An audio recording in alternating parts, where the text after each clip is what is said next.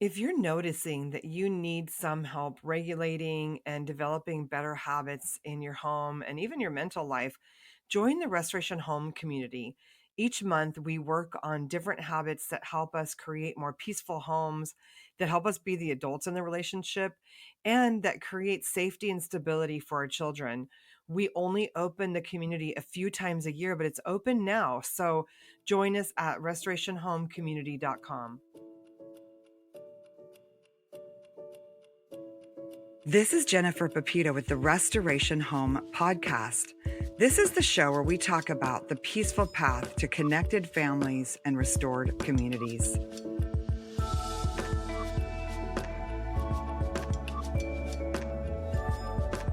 Today on the show, I'm so excited to be chatting with Sarah Boyd. She has a wonderful new book out called Turn Down the Noise, and it's all about helping our overstimulated children and our overstimulated selves calm down. Thanks so much for joining me today, Sarah. Thank you for having me, Jennifer. I'm excited to chat. Yes, it's such an important message. I get sent lots of books, and some of them I'm like, oh, this has been said. But this book is really fresh and so important because so many moms, most of my moms listening, or many at least, are homeschool moms.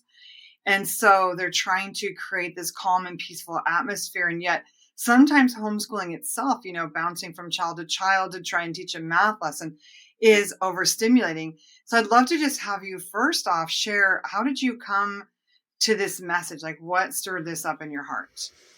Well, first of all, thank you. That's a huge compliment. So my work, my background is in child and adolescent development. I have a master's in educational psychology, and so a lot of my work kind of revolves around helping parents and professionals build resilience and emotional health in children.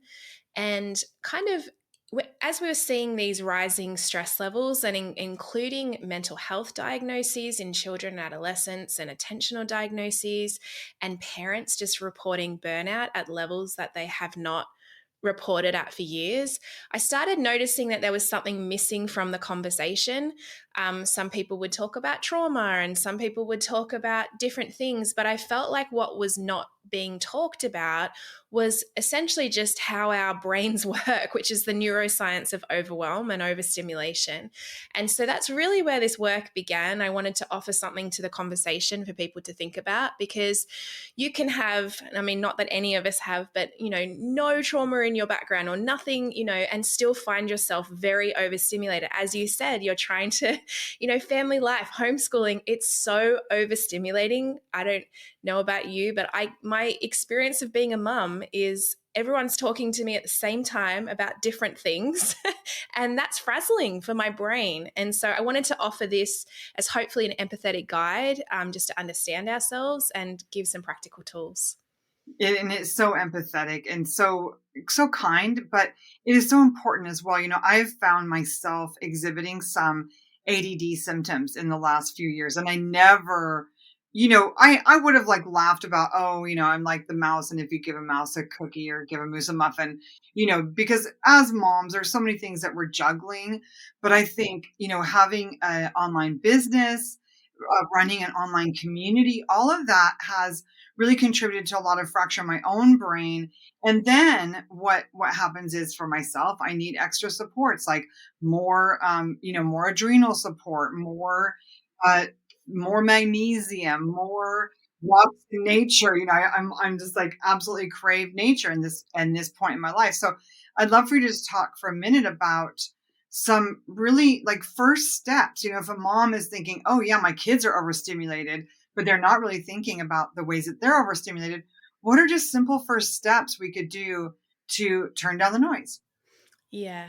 So a lot of it comes back to our brain. In simplified terms, we have two parts of our brain. One is the limbic brain, and that's where all our unfiltered emotions are. It's where we retrieve our memories. It's kind of like it's what keeps our body working.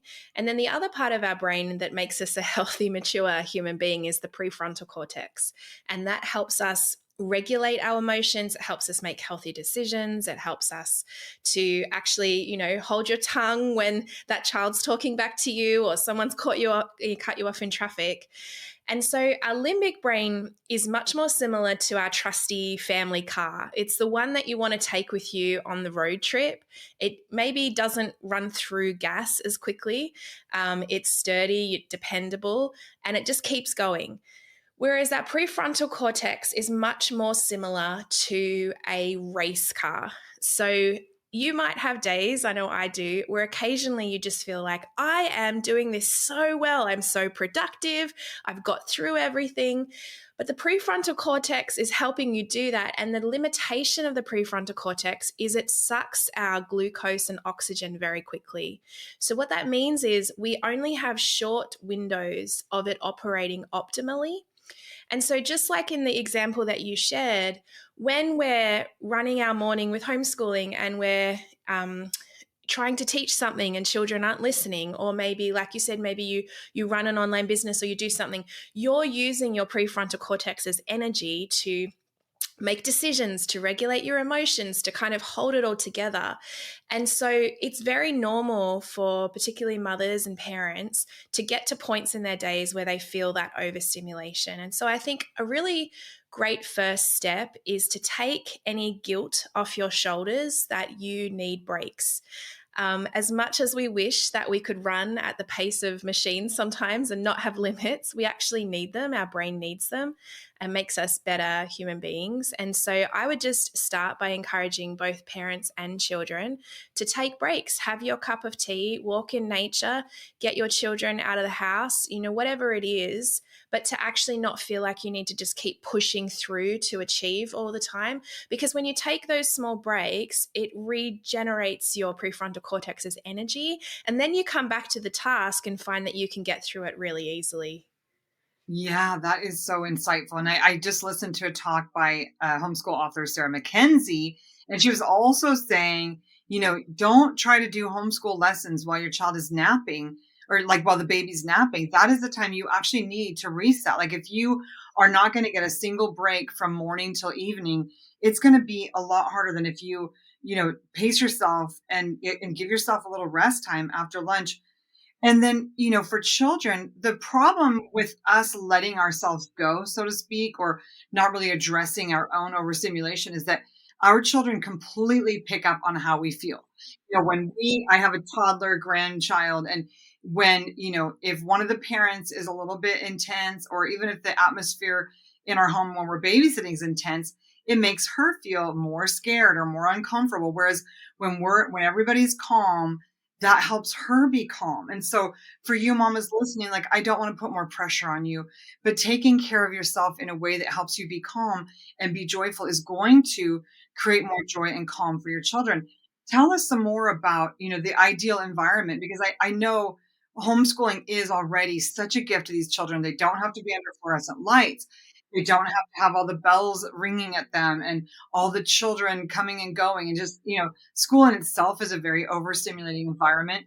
But sometimes I think homeschool families, in an effort to keep up with the public schools, end up doing the same kind of, creating the same kind of overstimulating lifestyle.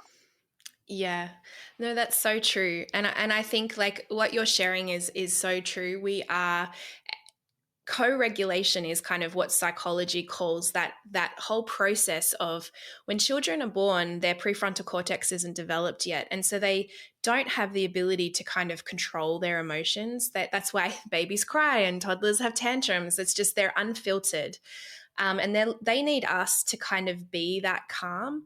And so that's what co-regulation is. And so that peaks in ages 0 to 5. And it also, a child's need for it peaks again in adolescence, where they just need us. They need us to be that calm, steady presence. I will say my experience is that so many parents are A, aware that they need and want to be calm, and B, often feel a lot of shame because they don't feel like that. And so I just want to take that shame off, because it doesn't help the conversation. Family life is challenging, and it's one of the greatest invitations we have, I believe, to grow in our own development as parents. But I would say giving yourself kind of a pat on the back for all of the times that you are creating a calm environment is a great first step for parents, because a lot of times we only berate ourselves for that moment of, we said the wrong thing or we exploded or it's overstimulating. So beginning to pay attention to where it is calm. For children and for adults, we all have a different threshold of what we get to a point where we find overstimulating. So, children, if they have a background they've had trauma in their background, maybe in foster or adoption, if a child is neurodivergent, if they have a personality temperament, such as the highly sensitive personality temperament, all of those individuals, or if we have it as adults, have lower thresholds for overstimulation. And so I share in the book kind of what to do in the moment, but then also 5 real big practices that we want to implement. And I think it's very in line with what you teach, Jennifer, which is just creating those practices of rest, of play, of simplification, of just slowing down and giving ourselves permission not to be on that productive kind of train all the time.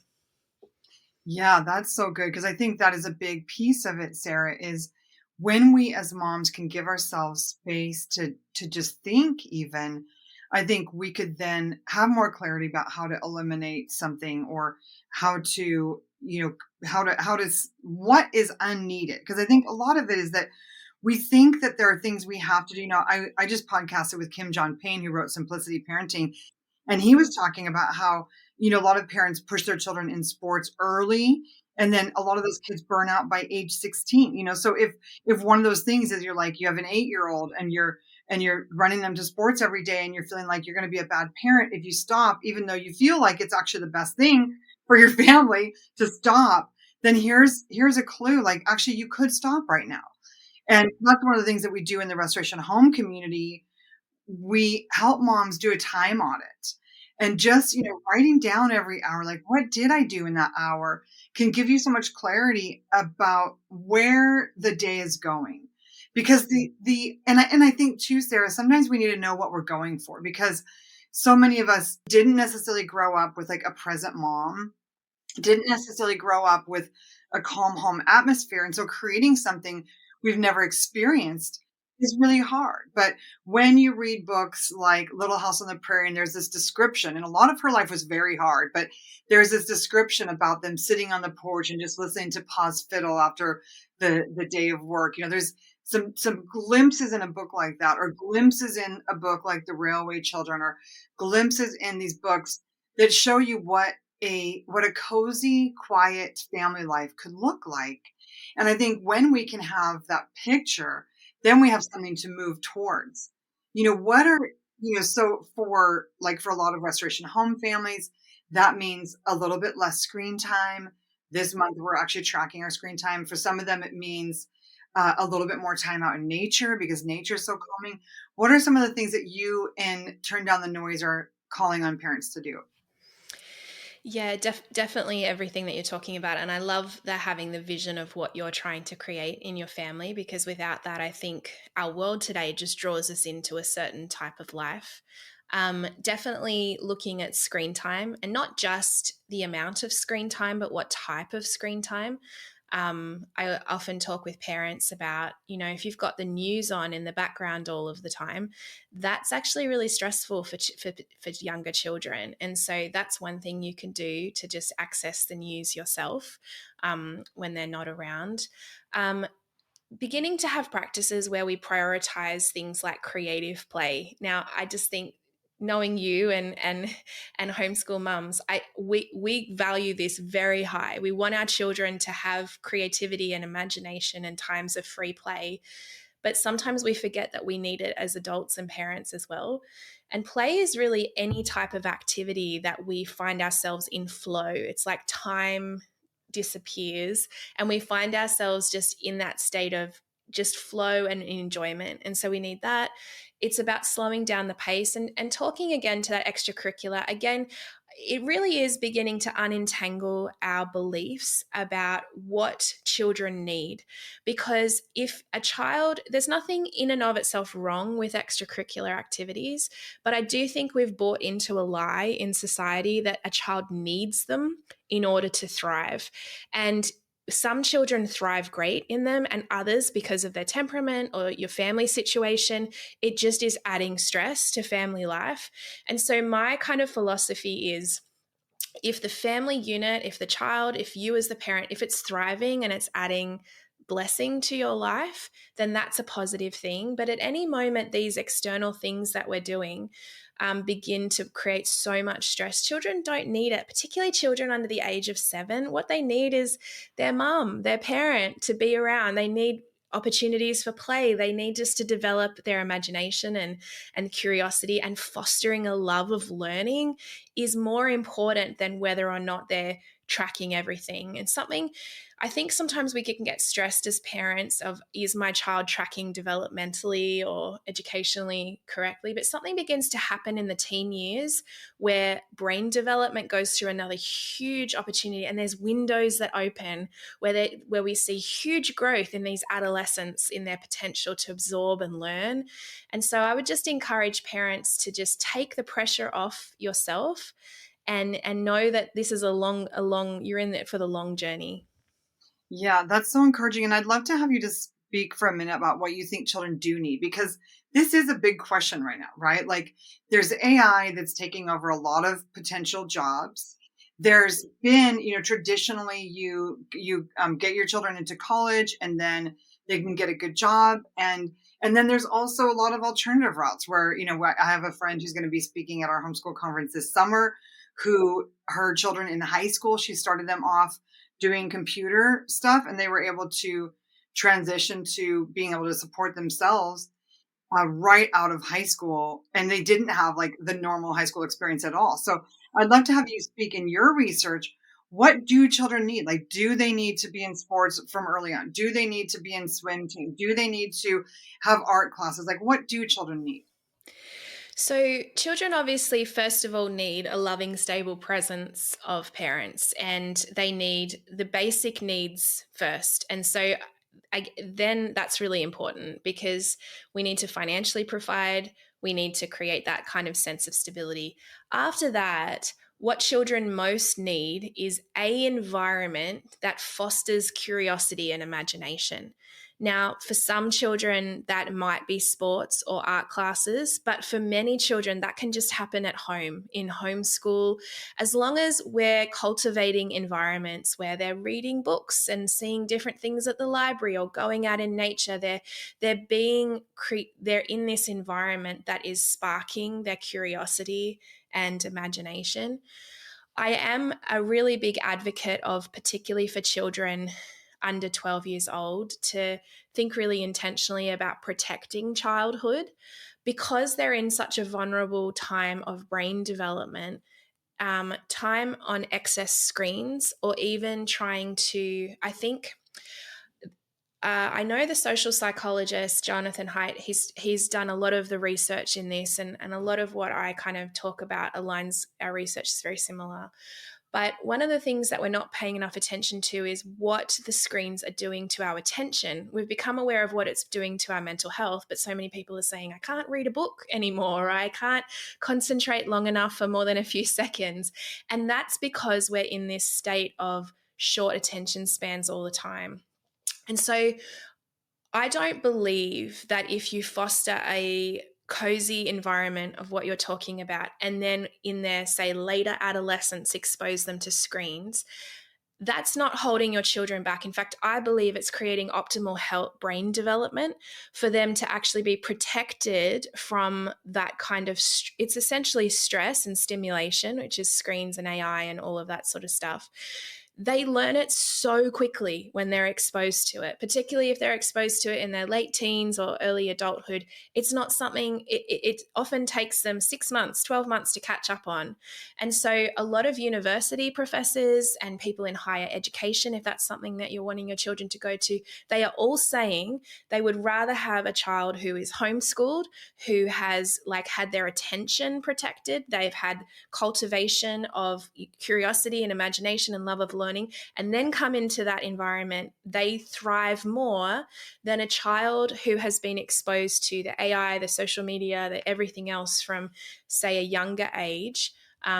Maybe they technically know more about that world first, but they just don't have the capacity to know what to do with it. And I think that's important in this new age of AI. It's less about, do we know how to code, do we know how to things, but do we know how to use it intelligently? Yeah, I think that's so good. In the Peaceful Press curriculum, we teach through literature. And so there's a lot of reading beautiful books and then talking about it.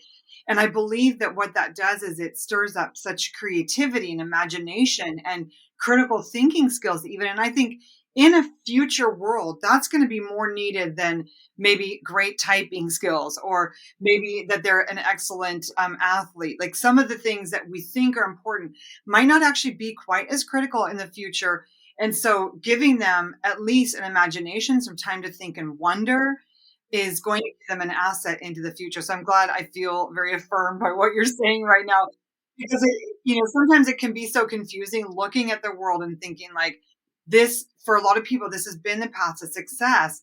What is God calling us to? And I think also for families of faith to think about, what is important in the kingdom, because this isn't all about acquisition. Like sometimes I think, even though we're Christian homeschoolers, we're still looking at raising our children in terms of how can we help them be successful materially. But there's a lot more to life. There's, do you have the courage to get married and raise a family? Do you have some relational skills where you can be kind to your neighbors? Do you have a relationship with some of your family? Like there are so many other aspects of a happy, healthy whole life and a life that brings glory to God than just have I educated well. And you can educate well through homeschooling, but I think it's not the only thing. Yeah, I completely agree with you. I think with the new change with AI, it really is going to come down to, even if you think in worldly success, I I believe the people who are going to have the most success are those who are imaginative, who are innovative thinkers. And as much as we might think that that comes from exposure to technology, it doesn't. It comes from exposure to literature, to sciences, to the natural world. That's where it comes from. When children learn to problem solve and they learn to innovate and they learn to think for themselves, they're stretching that muscle. And that is definitely one of my main concerns with the increase of AI. I believe that God has called us to love Him and honor our lives with Him and raise up the next generation strong.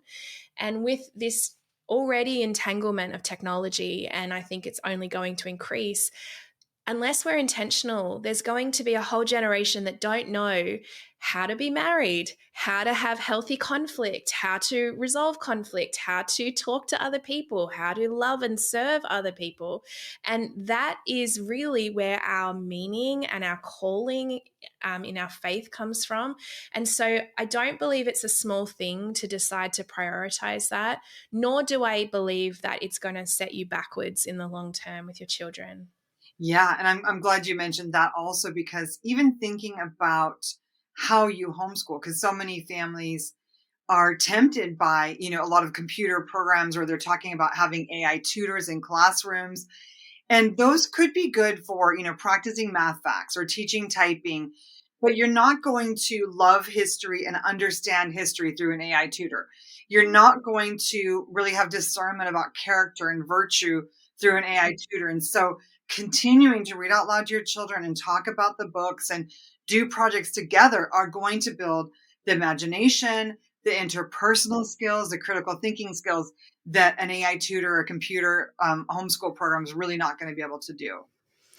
Yeah, and I am 100% with you. There's so many theologians and people are talking about the ethics of AI, because if it's generative or predictive. We don't know the values of it, what it's, and there's a lot of studies to show that it can be persuasive in one direction to another. So I'm not at all saying this in a fear way. Like you said, if parents are integrating it in small ways, that's great. I would advise not to just completely just go that direction as the only thing that you do. Because again, even though it might teach facts, it doesn't stretch the imagination because it does the work for you. If you've ever used ChatGPT yourself, it's incredible how much you don't have to think. It's actually scary how much you don't have to think. And I think it's really important that we continue to stretch that skill. It's important that our children can read books into their adulthood. It's important that we cultivate that attention and that face-to-face, that eye contact with other human beings. We're seeing studies in very young children when they have excessive screen time. So in 1-year-olds and 2-year-olds, if they're on it 4 to 6 hours a day, we're seeing speech delays when they're 2 and 3 because God's created us to learn skills through interaction with another human. And when we're outsourcing all of it to technology, I think we are going to find that it's not the way that we've been created to live. Yeah, so good. And I think that's one of the beauties of your book is the way it highlights the importance of the sensory environment, the like baking bread together, taking a walk in nature, all of these things actually help us calm. They calm the nervous system, they regulate our bodies, whereas being on screens does the exact opposite.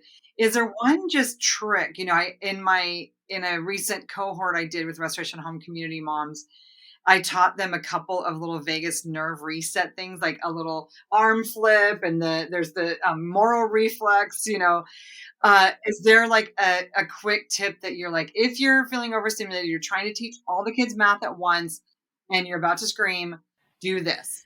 Yes. So I'm a huge advocate for hot and cold therapy. It's something really simple you can do in the moment is running your wrists on your hands, on your wrists under very cold water for just a minute.